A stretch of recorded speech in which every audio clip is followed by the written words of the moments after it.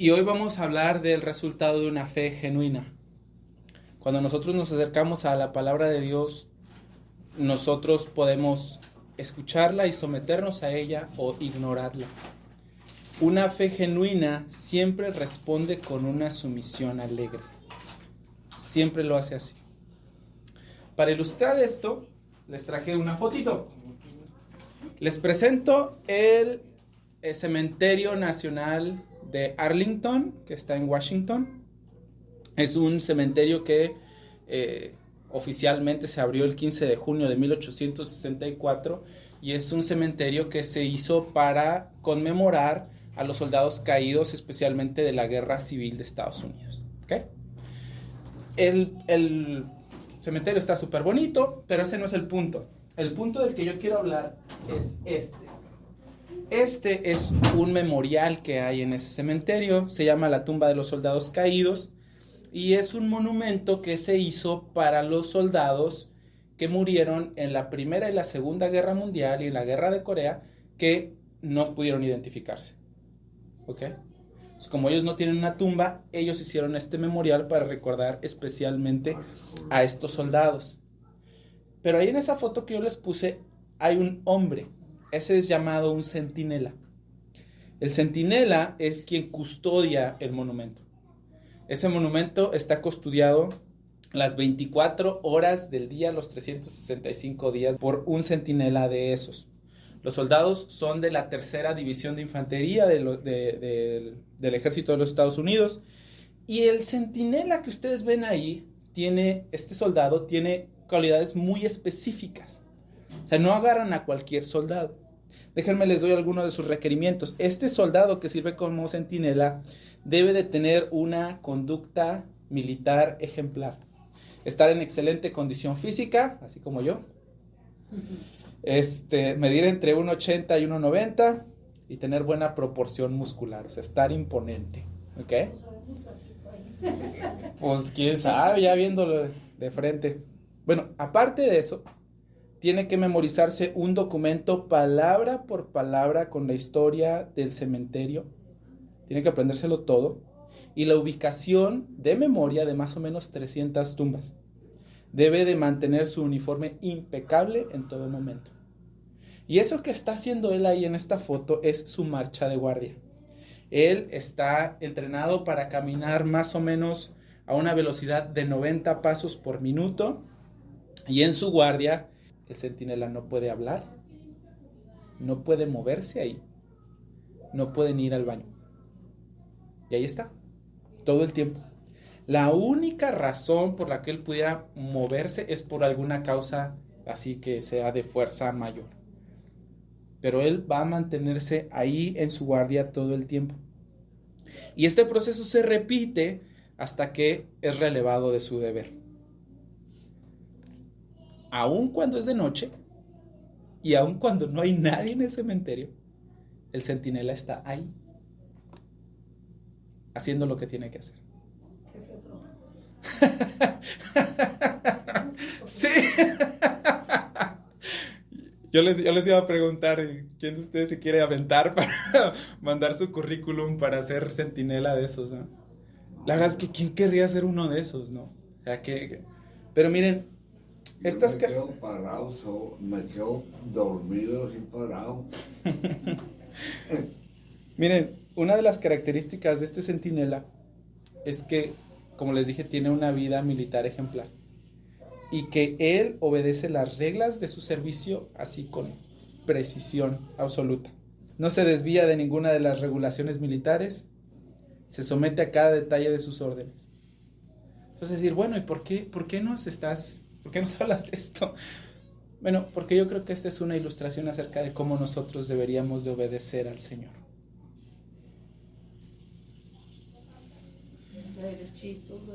Nosotros deberíamos de obedecer así al Señor. Y es que la verdad es que nosotros estamos muy acostumbrados a considerar todo.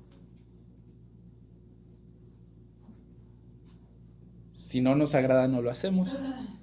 Si nos incomoda, no lo hacemos. Si llueve, no vamos. Si tenemos frío, nos quedamos. Si estoy molesto, no voy. ¿Me explico? Si mi jefe me cayó mal, lo hago a medias o lo hago porque lo tengo que hacer. Pero nosotros estamos súper acostumbrados a vivir cómodamente y a considerar todo. Los más jóvenes consideran hasta lo que se quieren comer y lo que no.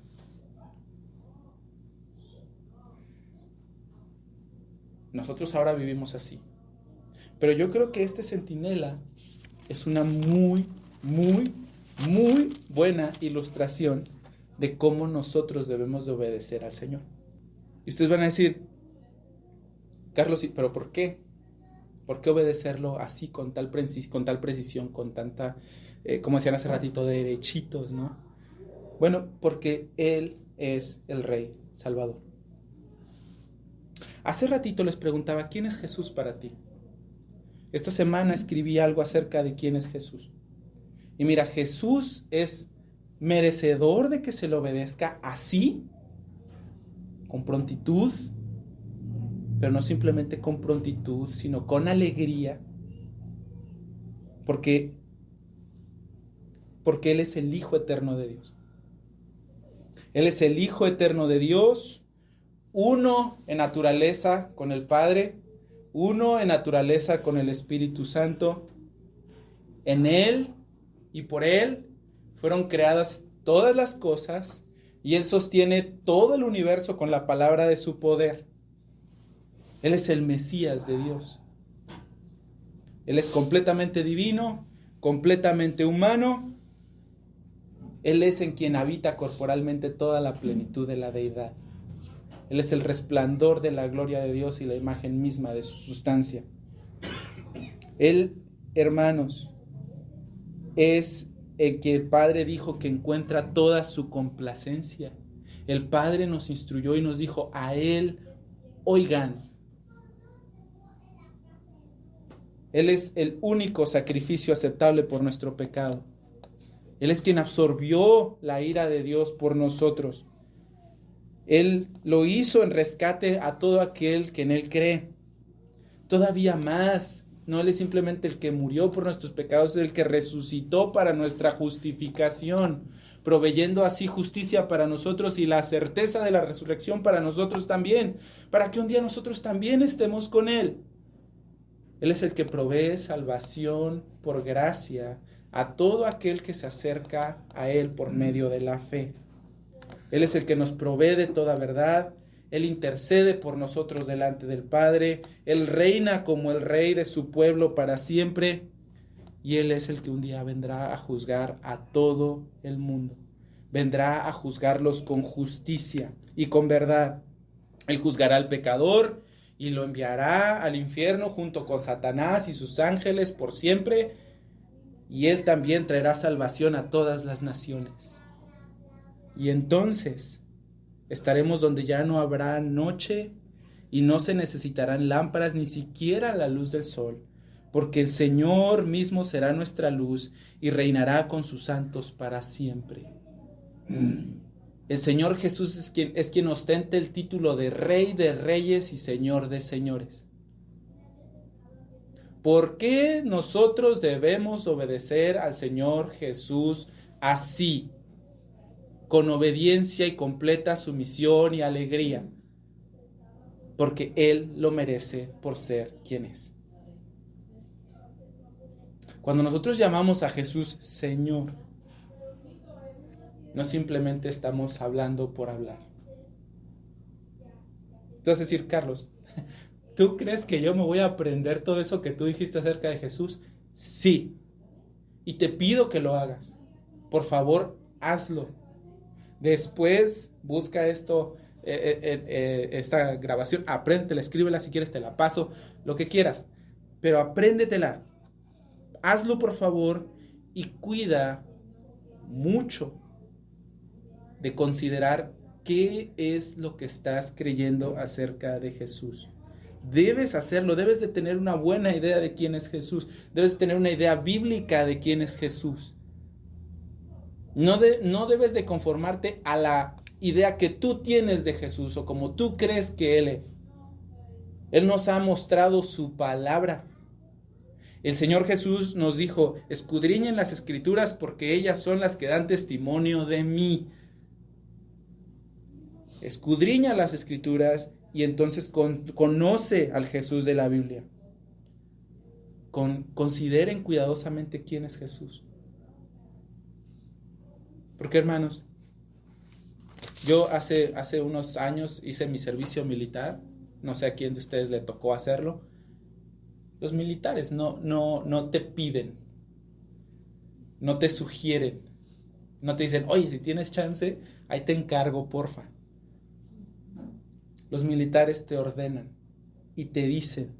Los reyes menos van a estar considerando lo que tú deseas. Ellos exigen, demandan, gobiernan, ordenan. Yo te pregunto, ¿el Señor del universo hará menos que eso? La respuesta obvia es no. No. El Señor Jesús exige obediencia, hermanos, y ama la obediencia. Él siempre lo ha hecho. Siempre que nosotros nos acercamos a las Escrituras, y por eso metí este mensaje en esta pequeña serie acerca de las Escrituras, porque nosotros siempre que nos acercamos a la palabra de Dios, siempre que leemos la Biblia, siempre que escuchamos un mensaje, una prédica realmente bíblica, nosotros debemos de tener en cuenta que cuando leemos este libro, nosotros estamos escuchando la voz del Señor hablándonos. El Rey ha declarado su voluntad para lo que Él desea de ti. Nosotros no creemos como estas otras personas que dicen, yo sentí que Dios me dijo. Es que yo creo que como que Dios desea que yo haga esto. Está bien fácil. No nos quebramos tanto la cabeza. ¿Está aquí? Sí. Pues hágalo. ¿No está aquí? No. Pues entonces no. Muy simple. Nosotros no necesitamos revelaciones extras porque ya tenemos la palabra completa del Señor. No necesitamos más. Entonces, cada vez que tú te acerques a este libro, tú tienes que acercarte con mucho cuidado. Porque cuando tú lo lees, cuando tú lo escuchas, tú estás escuchando la palabra, literalmente, la palabra del Señor del universo hablándote a ti. ¿Ok? Entonces, hermanos, ninguno de nosotros debería de caer en el engaño con esas definiciones suavizadas acerca del Señor Jesús y del Evangelio.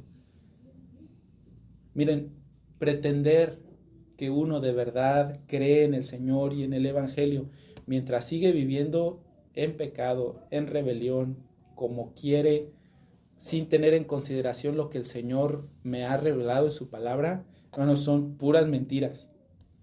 Ninguno que es verdaderamente salvo menosprecia la palabra del Señor. Ninguno que es verdaderamente salvo menosprecia ser obediente y caminar en santidad.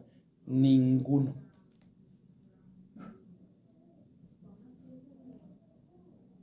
Una de las verdades fundamentales del cristianismo es esta: Jesús es el Señor. Miren, quiero que abran su Biblia conmigo, por favor, en 1 Corintios 12. En la primera carta de Corintios 12. Y ahí dice que nadie que tenga el Espíritu del Señor llama anatema a Jesús. Anatema significa maldito. 1 Corintios 12:3. Nadie que tenga el Espíritu de Dios morando en él llama anatema al Señor Jesús. Nadie. Pero también dice en la segunda parte que nadie puede llamar al Señor Jesús Señor si no es porque el Espíritu Santo mora dentro de él. Llamar a Cristo Señor, entendiendo las implicaciones de lo que eso significa, es una cosa que solamente los cristianos hacen. Solamente los cristianos hacen. ¿Lo leíste? ¿Verdad que sí? Ninguno llama a Cristo Señor si no es porque el Espíritu está en él. Por favor, ve conmigo a Romanos 10:9. Yo creo que es una de la confesión de fe más temprana que nosotros tenemos acerca del cristianismo o del cristianismo. Romanos 10:9. Romanos 10:9 dice: si confesares con tu boca que Jesús es el Señor y crees en tu corazón que Dios lo levantó de los muertos, entonces, ¿qué? Serás salvo. Una persona salva confiesa al Señor Jesús como eso, como Señor. Y el último, acompáñenme a Filipenses 2, por favor, al versículo 9. Ahí en Filipenses 2, especialmente en ese capítulo que nosotros estamos hablando, el apóstol Pablo nos habla acerca de cómo el Señor Jesús se encarnó. 2:9. Y aquí está diciendo que el Señor Jesús se humilló a sí mismo, haciéndose obediente hasta la muerte y muerte de cruz. Y en el versículo 9 dice: por lo cual Dios también le exaltó hasta lo sumo y le dio un nombre que es sobre todo nombre, para que en el nombre de Jesús se doble toda rodilla de los que están en los cielos, en la tierra y debajo de la tierra, y toda lengua confiese que Jesucristo es el Señor, para la gloria de Dios el Padre. Decir que Jesucristo es el Señor es una declaración muy única del cristianismo. Es la declaración fundamental del cristianismo. Entonces, la idea, hermanos, de que alguien es un verdadero creyente, un verdadero cristiano, y que tenga un estilo de vida, un sistema de valores, una manera de pensar, una manera de actuar, unas actitudes que contradigan completamente y rechacen la sumisión a Cristo como Señor, es una idea que tú jamás vas a encontrar en la Biblia. No está.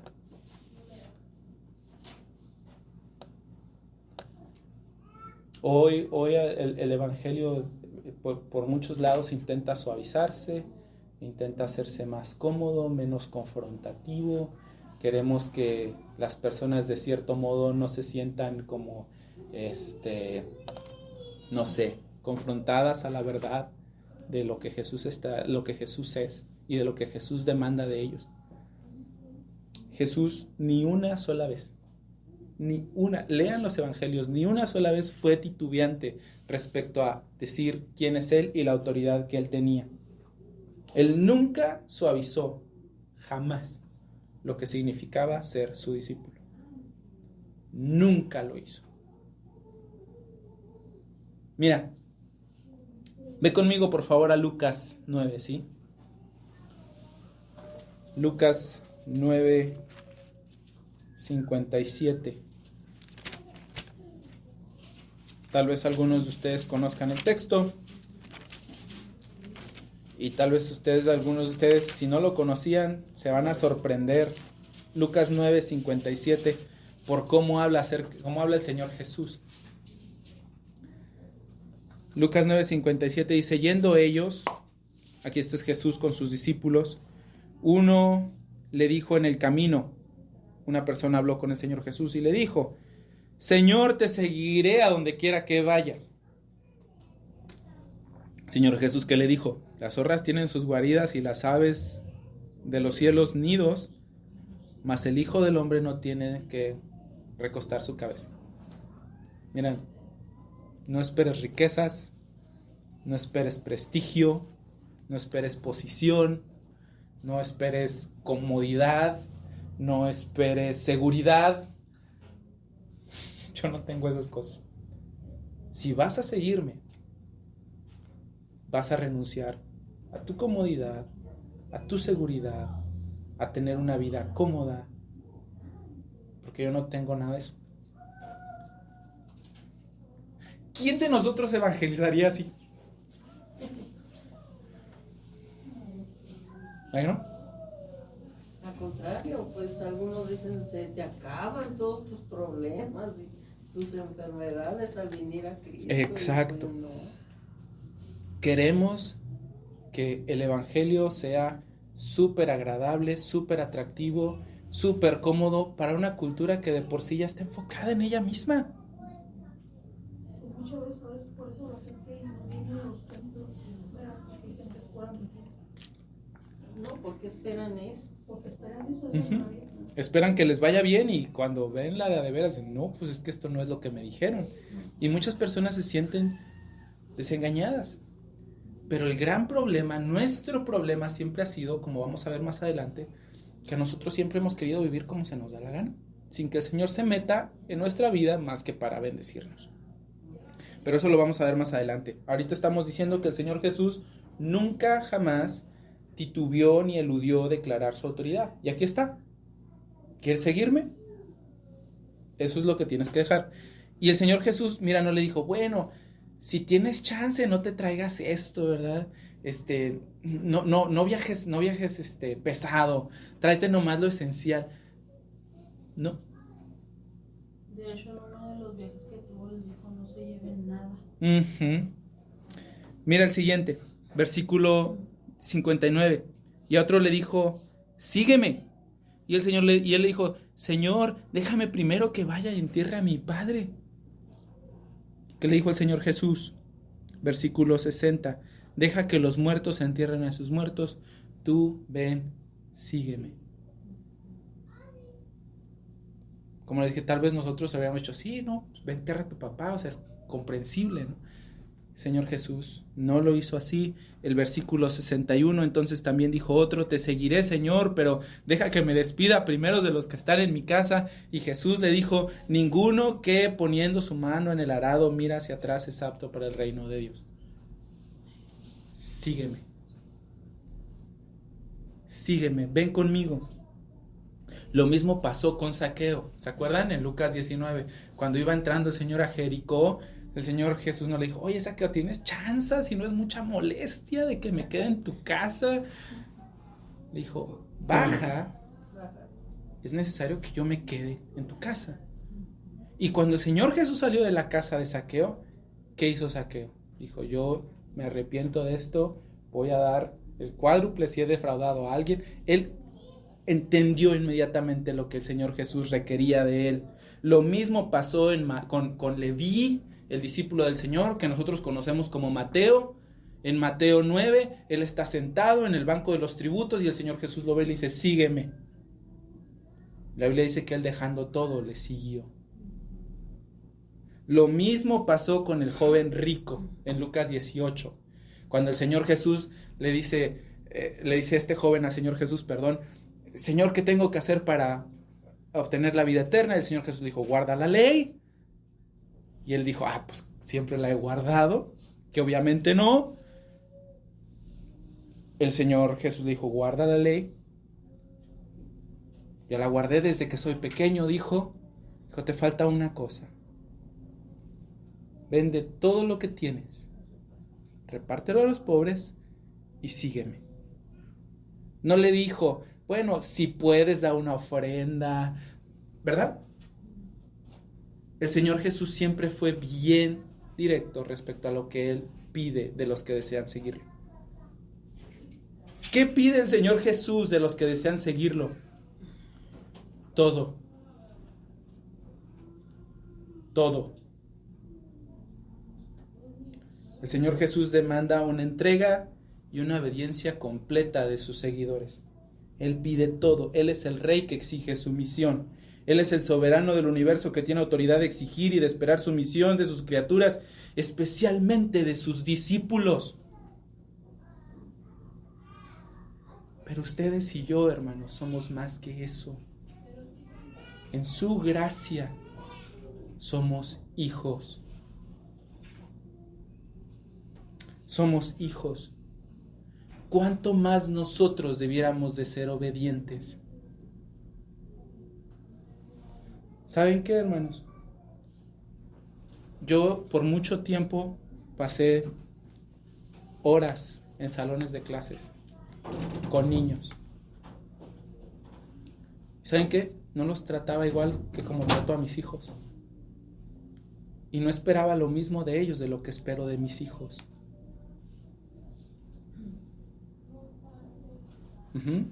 Yo creo que ustedes entienden bien eso. Nosotros esperamos de nuestros hijos que sean obedientes. Pero como el Señor es bueno y como el Señor es paciente, nuestro corazón malo muchas veces abusa de no hacer lo que Él nos pide porque sabemos que Él es paciente y bueno. Pero no debería de ser al revés. ¿No debería el amor del Señor y su paciencia y su bondad motivarnos a hacernos mucho más obedientes que el temor al castigo?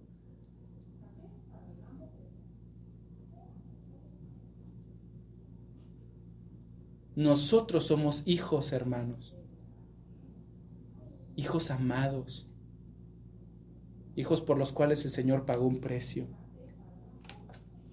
Nosotros no nos pertenecemos a nosotros mismos. Recuerden lo que dice la segunda carta de Corintios en el capítulo 5. Él murió por todos, para que los que viven ya no vivan para sí, sino para aquel que murió y resucitó por ellos. Los cristianos no nos pertenecemos más.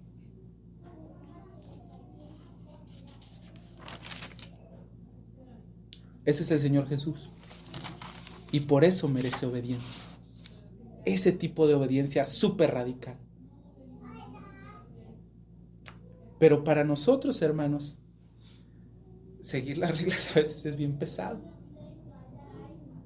Y como decíamos hace ratito del centinela, ¿quién quiere un trabajo así donde tengas que estar? No. Es para nosotros naturalmente difícil someternos.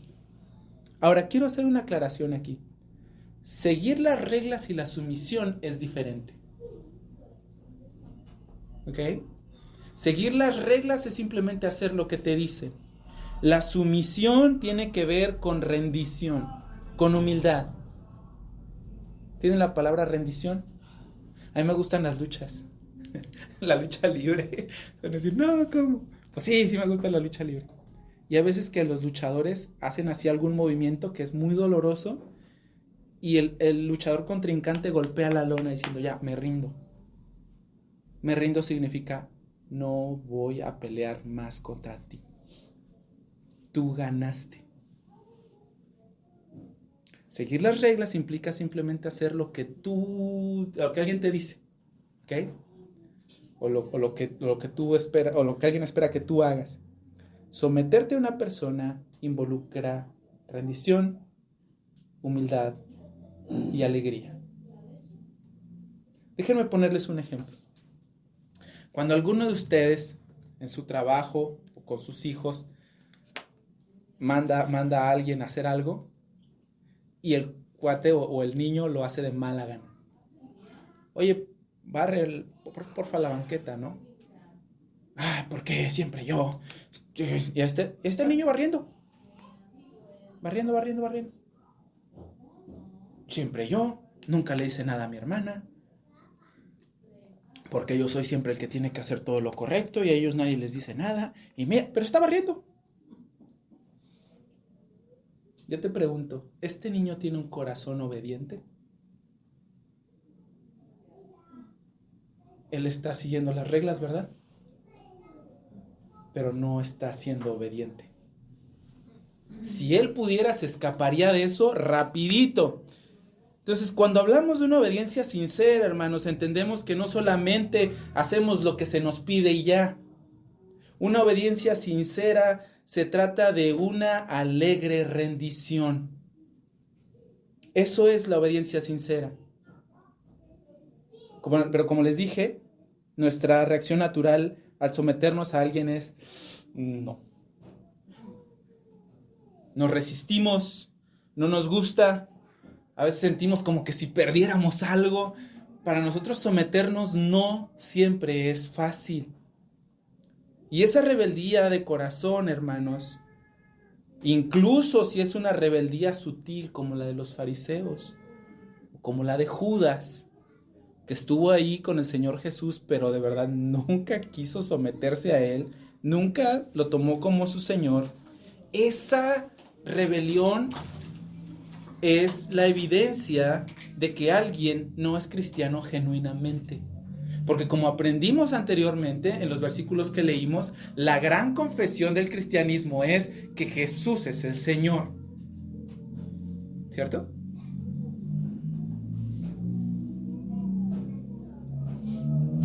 Esa persona que no se somete al señorío de Cristo permanece simplemente en su estado natural. Eso fue lo que pasó en Génesis 3:5.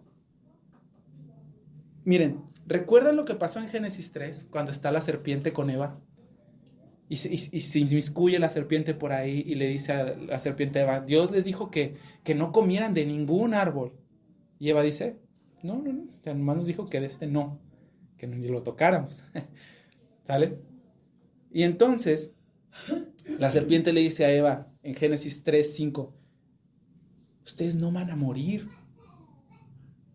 Ustedes no van a morir, ciertamente no moriréis, pues Dios sabe que el día del que comáis serán abiertos vuestros ojos y seréis como Dios, conociendo el bien y el mal. A Eva se le dio la idea de que ella podía ser más que una portadora de la imagen de Dios. Ella podía borrar esa línea que separaba a Dios de sus criaturas. Ella podía ser como Dios.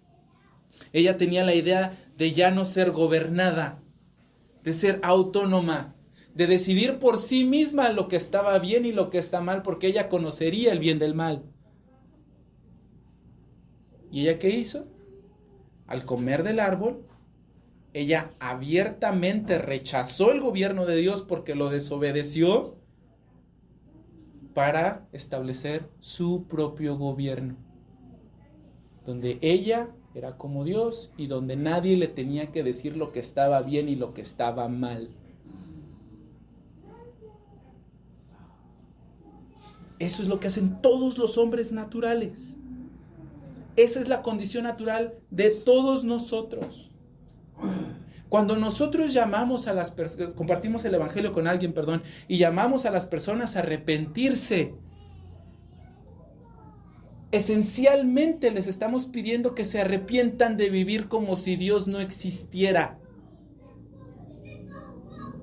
ignorando su ley, ignorando su voluntad, no confiando en Él, no creyendo en Él, no entendiendo que Él es verdadero y fiel. Les pedimos que se arrepientan de vivir sin Dios.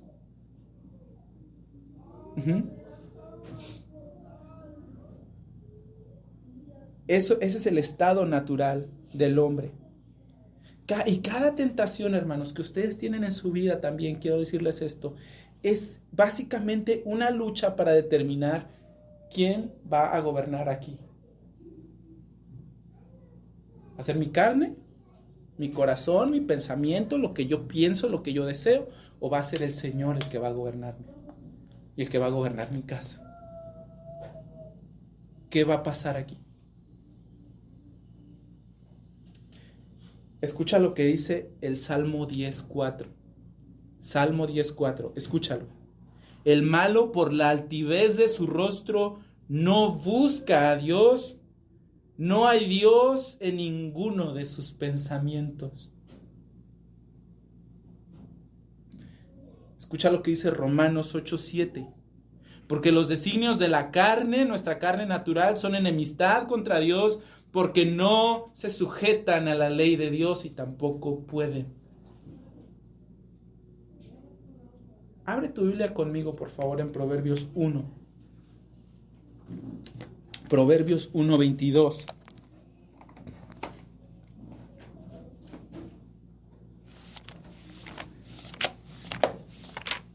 Te vas a decir, ¿qué tiene que ver Proverbios aquí? Bueno, bastante.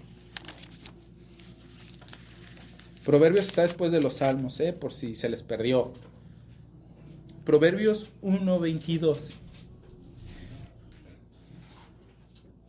En Proverbios 1 nosotros vamos a encontrar a la sabiduría a Dios personificado por la sabiduría llamando al mundo. Y mira lo que dice en el versículo 22. ¿Hasta cuándo, oh simples, amarán la simpleza? Y los burladores el burlar. Y los insensatos aborrecerán la ciencia. Y entonces vas a decir, bueno, ¿y eso qué tiene que ver? Bueno, lo único que te estoy diciendo aquí, y lo único que quiero hacer con este versículo, es que tú entiendas a qué tipo de personas Dios les está hablando, ¿ok? Les está hablando a los simples, a los burladores y a los insensatos. ¿Ok? ¿Quién es un simple? Una persona que carece de sentido común. ¿Ok? Una persona a la que es fácil engañar. Al que todos se agarran de su puerquito el día de los inocentes. ¿Ok? Ese es un simple. No entiende, no tiene conocimiento, no quiere entender. Y él es así, incauto. ¿Sale? Ese es un simple. ¿Quién es un burlador? Es una persona que en su soberbia y en su orgullo actúa con insolencia y con cinismo. Y esto por su propia soberbia. ¿Sale, vale? Es un burlador. ¿Quién es un insensato? Bueno, estas personas también son petulantes y engreídas y arrogantes. La única diferencia es que ellos muestran este orgullo y esta petulancia en que, a pesar de su ignorancia, ellos son tercos y son obstinados en hacer lo que es sabio y prudente. ¿Ok? Ellos carecen de buen juicio. No hay dominio propio en ellos. ¿Sale? Pues esa es la idea. Este es el tipo de personas a las que Dios les está hablando en Proverbios 1. ¿Ok? Y si seguimos leyendo, fíjense, dice el versículo 23, Dios les dice, volveos a mi reprensión, he aquí yo derramaré mi espíritu sobre vosotros y os haré saber mis palabras por cuanto llamé y no quisisteis oír. Extendí mi mano y no hubo quien atendiese, sino que desechasteis todo consejo mío y mi reprensión no quisisteis. ¿Te das cuenta quiénes son las personas que no se someten al Señor? La palabra los califica como necios, insensatos, burladores. Y luego, mira lo que dice el versículo 29. Por cuanto aborrecieron la sabiduría. ¿Quién aborreció la sabiduría? Estos tres que hablábamos hace ratito en el versículo 22. Por cuanto aborrecieron la sabiduría y no escogieron el temor de Jehová, ni quisieron mi consejo, y menospreciaron toda reprensión mía, por eso comerán del fruto de su camino y serán hastiados con sus propios consejos. Porque el desvío de los ignorantes los matará, y la prosperidad de los necios los echará a perder. Mas el que me oyere, dice el Señor, habitará confiadamente y vivirá tranquilo, sin temor del mal.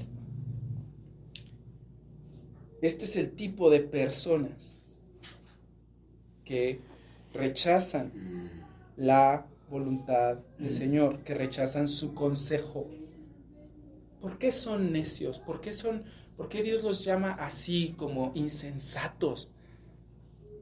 Bueno, porque nosotros hemos entendido por Gálatas 3 que aquel que no se somete a la ley de Dios para guardarla toda es considerado maldito. ¿Verdad? Según lo que leímos en Gálatas 3.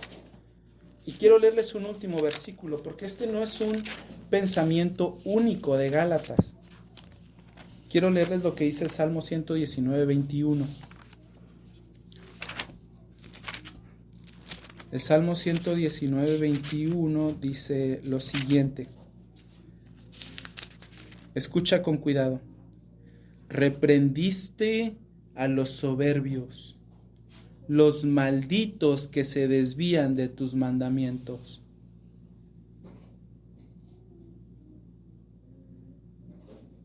Dios no está haciendo como que despreciando a las personas y tratándolas mal, ¿ves? Simplemente lo que la Biblia nos está enseñando es que al apartarnos de la ley de Dios, nosotros acarreamos maldición sobre nosotros mismos, porque nos rehusamos a escuchar, porque no quisimos oír, porque nos consideramos lo suficientemente sabios como para que nadie me tenga que andar diciendo lo que está bien y lo que está mal, porque nadie me tiene que andar corrigiendo cómo vivo y lo que pienso y lo que hago. Yo puedo solo.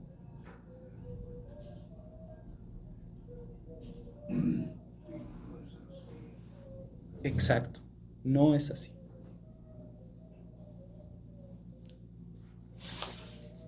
Entonces, seguir las reglas no es lo mismo que ser obediente. Y cuando no somos obedientes, nosotros nos volvemos necios. Entonces, la pregunta sería, ¿cómo es entonces que te acercas a la palabra de Dios tú? Cuando escuchas un sermón, cuando escuchas, cuando lees tu Biblia, ¿qué haces? ¿Deseas ser obediente? ¿Quieres serlo? Puedes decir como el rey David, los mandamientos del Señor alegran el corazón, como dice el Salmo 19. Puedes decir como el rey David, cuánto amo yo tu ley, Señor, todo el día ella es mi meditación, el Salmo 119, 97. Creo, hermanos, que todo comienza con un entendimiento de mi rebelión y de quién es Cristo. ¿Y saben por qué creo eso? Para hacer una ilustración así rápida, recuerden Hechos 9, cuando está el apóstol Pablo en el camino a Damasco, ¿se acuerdan? Cuando él va camino a Damasco, él está en contra de Jesús y quiere castigar a todos los cristianos, ¿verdad? Pero cuando conoce al Señor Jesús y se da cuenta de su error y puede ver a Cristo, ¿qué es lo primero que le dice el apóstol Pablo a Jesús? Señor, ¿qué quieres que yo haga? ¿Te das cuenta? Entonces, el resultado, hermanos, del arrepentimiento y la fe, en otras palabras, el resultado de un nuevo nacimiento, el resultado de una fe genuina, siempre es obediencia y sumisión alegre. Siempre lo es. Le pasó al apóstol Pablo, nosotros lo vemos en su vida, nunca nadie lo anduvo ahí picando las costillas para que anduviera siendo misionero. Él quiso hacerlo y como leímos hace ratito en la escuela dominical, él dijo, ni siquiera estimo preciosa mi vida con tal de que acabe mi carrera con gozo, dar a conocer el evangelio de la gracia del Señor Jesús. Nadie le anduvo ahí rogando, nadie lo anduvo jalando, nadie lo anduvo empujando de, ándale, ponte listo, ándale, ponte a estudiar, ándale, ve con los hermanos, ándale, sirve a la iglesia. Nadie lo estuvo empujando. Porque él conoció al Señor, él sabía quién era Jesús. Lo mismo pasó con los apóstoles, lo mismo pasó con el centurión romano que dijo, no necesitas ir a mi casa, yo estoy bajo autoridad y yo sé que cuando uno de mis hombres va y le dice, haga algo, mi hombre va y lo hace, aunque yo no esté. El centurión romano pudo ver al Señor Jesús como eso, como el Señor, y le dijo, solamente di tu palabra. Va a pasar. Lo mismo pasó con Zaqueo, en fin. Todos los que se encontraron con Jesús entendieron eso. Esa es la evidencia, hermanos, de una fe genuina. Obediencia sincera, humilde, una vida sometida, una vida rendida, pero no una vida pesada. Es una vida alegre.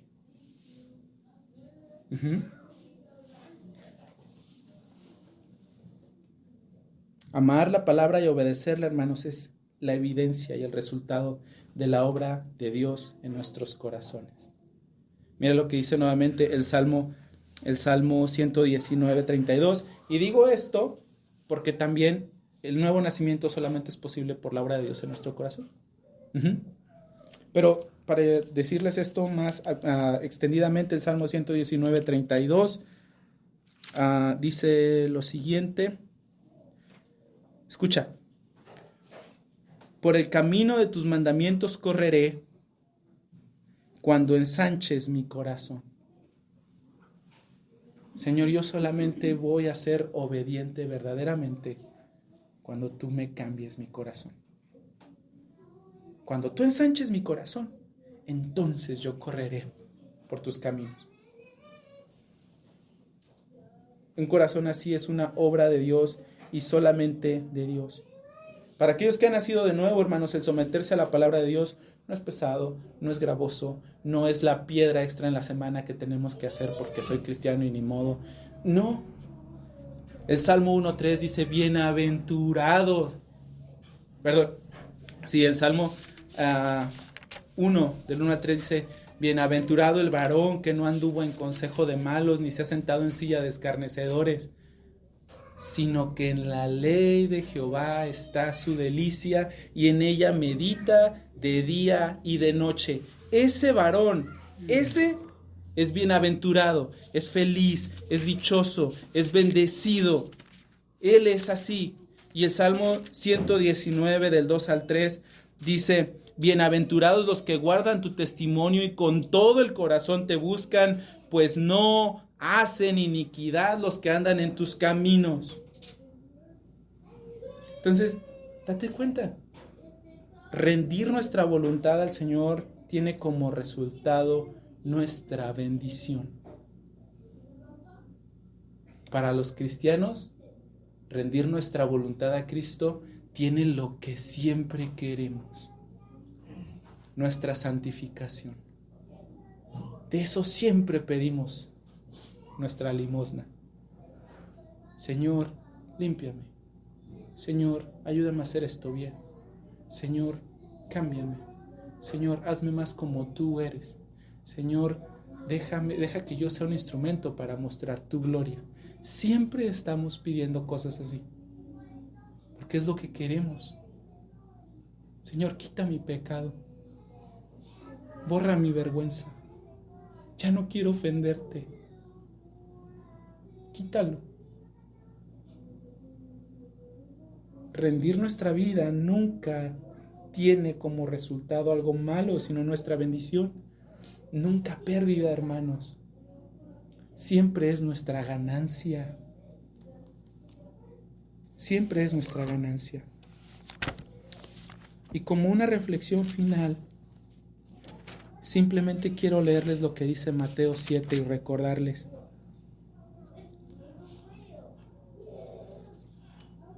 El Señor Jesús dijo, no todo el que me dice Señor, Señor entrará en el reino de los cielos, sino el que hace la voluntad de mi Padre que está en los cielos. Muchos me dirán en aquel día, Señor, ¿no profetizamos en tu nombre y en tu nombre echamos fuera demonios y en tu nombre hicimos muchos milagros? Y entonces les declararé, yo nunca les conocí. Apártense de mí, hacedores de maldad. Cualquiera pues que me oye estas palabras y las hace, le compararé a un hombre prudente que edificó su casa sobre la roca, porque descendió la lluvia y vinieron ríos y soplaron vientos y golpearon contra aquella casa y no cayó porque estaba fundada sobre la roca. Pero cualquiera que me oye estas palabras y no las hace, le compararé a un hombre insensato. Mismo término que Proverbios, ¿ves? Que edificó su casa sobre la arena, insensato completamente, y descendió la lluvia y vinieron ríos y soplaron vientos y dieron con ímpetu contra aquella casa y cayó y fue grande su ruina.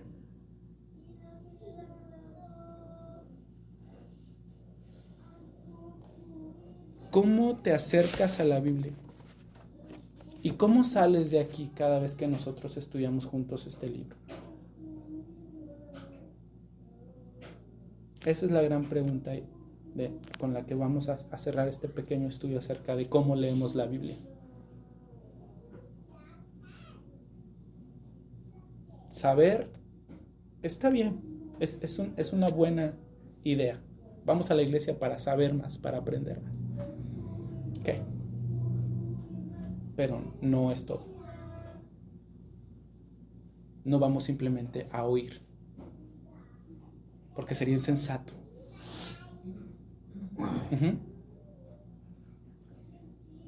No ganamos nada conociendo el mandamiento si no tenemos la voluntad de obedecerlo. No ganamos nada excepto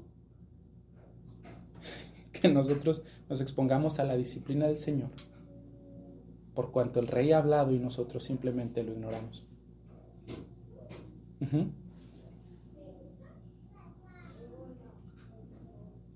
Hermanos, que el Señor nos ayude. El Señor nos ayude a ser obedientes.